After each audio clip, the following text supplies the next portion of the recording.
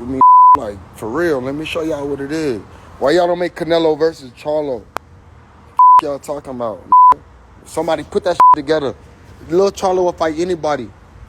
I ain't never done no smoke. Yeah. Undisputed versus undisputed. That could be a big thing in boxing. We unpack. We unpack. We unpack. Coming to you live. Boxingego unpack. Yeah. We unpack. We unpack. We unpack. Coming to you live. Keep running your mouth. Keep running your mouth. Jermell Charlo first words since the announcement that he is fighting payday, you want payday, I know that, Canelo Alvarez. That's what I'm gonna talk about in this video. Eat it. What up, Fight World? It's your boy Ego, and I'm back with some more boxing. Jermell takes to his social media, he posts a picture. It's him with this big chain on. It looks like he's bulking up, and the caption says, "With great risk comes great reward." Now, the great risk that he's taking here with Canelo Alvarez is weight jumping. And he's moving up from 154 pounds to 168, it sounds like, to fight Canelo Alvarez. He got the call, got the opportunity. It's a fight he wanted. It's a fight he recently called out. And he looks like he's in process of putting on weight in order to make that happen. Now, full disclosure, on my channel, I always keep it real, keep it a buck, like the dollar store. I will watch this fight. I'm going to watch the fight. I'm going to support the fight. Two big names.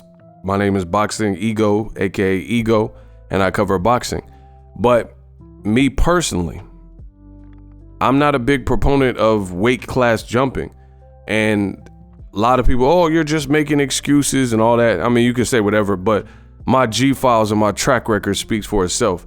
When Kell Brook, so basically, realistically, when he moved up to fight, had no guys, had Max, his punches, his guys, it's nothing. Big drama show. I said the same thing. When Amir Khan, moved up to fight Canelo in a division 155 at the time, Canelo weight, I said the same thing. When Mikey Garcia said, I see something. I said the same thing. I'm like, man, that's an uphill battle. I don't see how anyone's picking Mikey Garcia. Now, I do give Jermell more of a chance because I just think he's a terrific fighter. But still, if I had it my way, I understand the business, and that's what I think created this fight. Jermell opened his mouth, called out Canelo, and said he would fight him. And you know Canelo is looking for advantages, so Canelo would rather take the smaller Charlo, who has no experience above 160. You know, he want to call his bluff or, you know, take him out to the prom more than Jermell Charlo, more than ready-made fights like David Morrell Jr., David Benavidez in his own current division where he's undisputed. So I'm not surprised by it at all. You know, you can say, oh, Charlo signed. Yes, that's true. But me personally, if I had it my way, I'm just not I just respect boxing too much to act like I don't see. See, a lot of people are blinded by the fact that this is a big fight with two big names. But I've seen a lot of unrealistic takes from boxing and, you know, boxing channels or fans or whatever. People are completely acting oblivious to a 14-pound increase in weight and not even factoring that into a combat strategy or, you know, combat analysis. And for that is stupid. If this was like, if we were Navy SEALs and you underestimate your opponent and you underestimate the variables, then that's how you wind up dead or captured and become a prisoner of war, things like that. So I try to look at all the details, and, you know, if this fight was at 54, if it was at 60, then a little, you know, at least that's a little bit of a break if it was at 160. But at 68, you have to definitely consider the two weight class jump. Again, for me, I'm sensible. And if this was the case where it was easy to do, you would see more of it, right? Like, for example, people, it's shocking when this fight got announced. I think boxing fans are so emotional that they can't get around their emotions. Me, I tend to objectively look at this sport. So here's an example of what I'm talking about.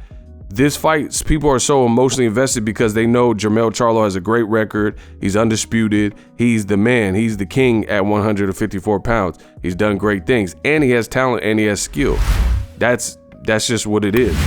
And Canelo's a great fighter, and he's at 168. He's undisputed. So people are like, oh, undisputed versus undisputed, and they're looking at it. It's a big fight. It's a blockbuster fight. It's a fight people are going to check in. It's the best Canelo opponent just by the name and the caliber and pedigree of the name in Charlo that Canelo's fought in many moons, outside of a Triple G. But the thing is, at the point in which he fought Triple G the third time on DAZN, it was trash because Triple G was 41 years old and hadn't been looking good in fights, had dry spells of inactivity, etc. So this is the best name, with the most accomplished name that Canelo has fought recently. Avni Yildirim, guys like Billy Joe Saunders. Even though he was a champion, he ain't really beat nobody, and he failed a drug test, things like that. So this will be an interesting fight. I tell you, I keep it the same when Kell Brook moved up and fought Triple G, when Amir Khan moved up, and all the examples that I provided earlier. People aren't even factoring this in because they're emotional. They're emotional, so they're just looking at two big names and, oh, this is the better Charlo. The bigger Charlo, the bottom line is he's bigger, and he's several fights deep into his 160-pound career. So despite the layoff is, a disadvantage, if you will, and personal problems, those are disadvantages. But the bottom line is he's bigger. He doesn't have to acclimate and push more weight. So if Jermell Charlo gets this done and beats Canelo, and Canelo should be the favorite here, if he does that, then he's just incredible. People keep bringing up old fight. Oh, Roberto Duran. I don't care about no fight from before most of y'all was born that is saying it. You know what I mean? Like Roberto Duran moving up, and I don't care about that. In today's modern age, there's different sports science and medicine. There's fighters who do drugs that are undetectable and things like that. We're in a different time. Fighters make more. People talk about like, oh, but Ray Robinson fought every week, every 2 weeks. Nobody's really doing that at the top level because Ray Robinson wasn't getting paid $20 million a fight.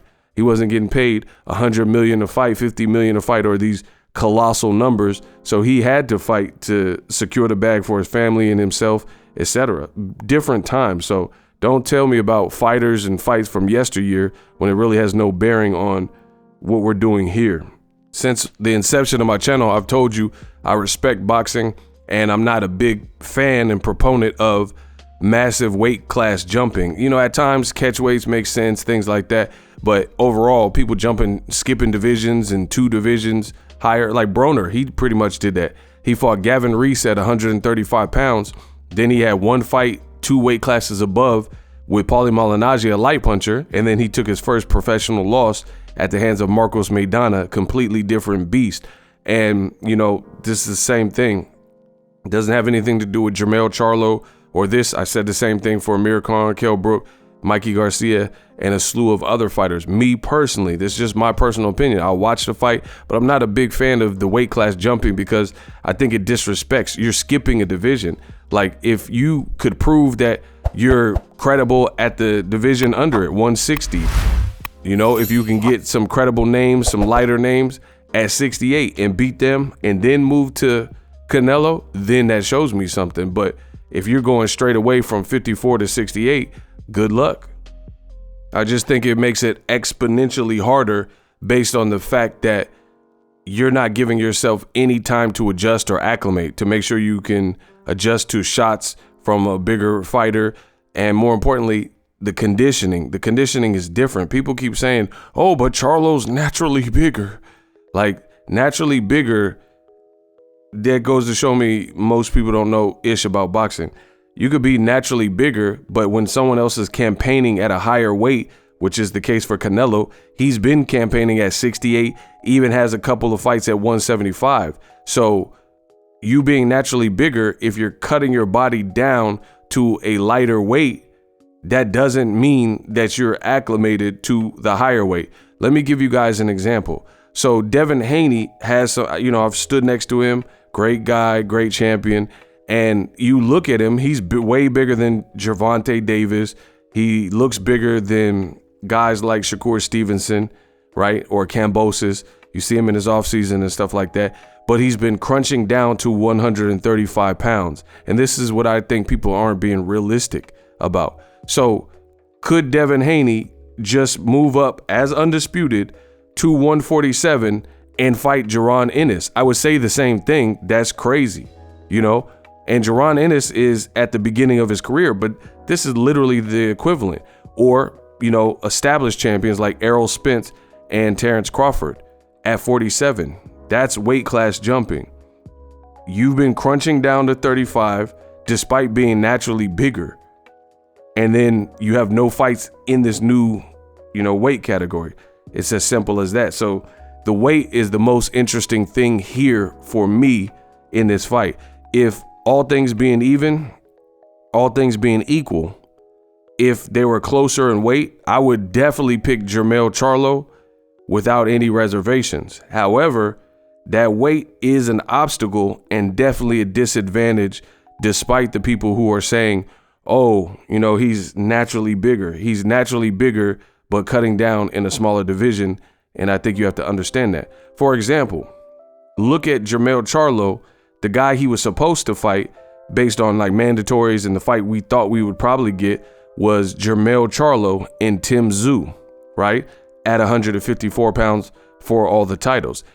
If Tim Tszyu said, hey, I'm moving up to 68 and I'm fighting David Benavidez, who's not even a champion right now, former two-time champion, I would say that's crazy. But if you think about it, that's literally kind of what's happening. You got a guy who's established at 68 and a talented guy at 54, and then they're, crisscrossing, flip-flopping. I'm not really a big fan of that. But because people are so emotional, Carl Thomas voice, they're not putting this in perspective. All they see is two big names, a huge fight, and they're off to the races. But I'm the voice of reason in this godforsaken game of boxing. And I know what I know. It's an uphill battle based solely on the weight. If Charlo can take a punch at this new weight class and he can move around freely and looks like the same fighter, then we have ourselves a great fight. But also, in these types of fights, you have to look at it. When you have a fight such as this, you can't make as many mistakes. Like, if this was a 65 question test, Canelo can make 40 mistakes, because he's the teacher's pet. You can only miss 3. And that's what happens when you weight class jump. As good as Kell Brook was doing versus Triple G in those spots, uppercuts, uppercuts lifting up Triple G's head, things like that. When it came down to it, the bigger man crushed his orbital. And that was a strong guy who didn't even really have as much skill as Kell Brook, for real. Kell Brook had the better footwork. He was definitely faster. Triple G looked more sluggish. But what Triple G had going for him is he's strong, has a great jab, got a chin, and, he's just the guy with the more experience at the higher weight. Very interesting fight here with Canelo and Charlo. And me, I still prefer Jermell Charlo, the big Charlo, to fight Canelo Alvarez. But, of course, the fights that I wanted even over that were guys at 68, David Benavidez or David Morrell. Or even a Bivol rematch in terms of like just to set the record straight for that. But even though I think most of the other fights that I said before Bivol are bigger blockbusters, but I get it. I understand Jermell got a hell of an opportunity. He'll make 20 million plus, make career changing money. He thinks he's a dog. So I give him a lot of props. He's not afraid of nobody and he feels he can win. He's bulking up. We'll see. We'll see how it goes. He has a opportunity of a lifetime here to do something against a legendary Mexican fighter like Canelo Alvarez. So he's rolling the dice. But me personally, I like to see fighters acclimate to new divisions. It just makes a bunch more sense. Like, you look at Floyd Mayweather. he dabbled with 154 and then he'll drop back down to 47. He never went up to 160 and then came back to 147. So I do think this actually hurts many things, and I'll probably have to make a separate video about it, but it hurts many things like other fights. Like after this, when fighters move up 2 weight classes, can they come back down 2 weight classes? Is that even safe? So fights with Tim Tszyu and Brian Mendoza, other fights that I wanted to see personally at the division of 154 pounds, those might be very well demolished with this move up, you know, because it's going to be hard to keep fluctuating your weight. And then 160 wasn't, to me, as loaded and as stacked as the 154 pound division. So Canelo making this choice and not fighting a ready-made 168 pounder, it actually hurts because, you know, even if Jermell wins, like let's say Jermell beats Canelo, then a big fight like David Benavidez didn't get the opportunity to try to beat Canelo. You know what I mean? And it's going to look embarrassing if Canelo loses to the much smaller man who jumped up 2 weight classes. So it messes up some things. We unpack. Introducing Super Thanks. Right here on the official Boxingego YouTube. Super Thanks allows you, the viewers, to show a little bit of extra gratitude, which enables me as a full-time content creator to push out the content you need in the world of boxing. Underneath all the videos, you will see a heart with the $sign in it. You can enter any amount that you find suitable as a super thanks. A brand new, interactive, and colorful way to get your comments highlighted and noticed by not only myself, but other people on the YouTube platform. Super thanks, a unique and cool way to show and applaud us full-time content creators. Hopefully you guys enjoy the content. Super thanks. The future is now. The Hibernation 5s by Kenichi Bear. Hybrid gaming and lifestyle headphones. Out of the box, you can connect to any console or PC. Bluetooth ready with a low latency USB adapter, color RGB, and extreme bass mode. The Hibernation 5s adjust to you. Whether you need a gaming, travel, gym, or lifestyle headphones, the Hibernations got you covered. The new Hibernation 5s, link in the description. Customize the way you hear the world. Welcome to the nation.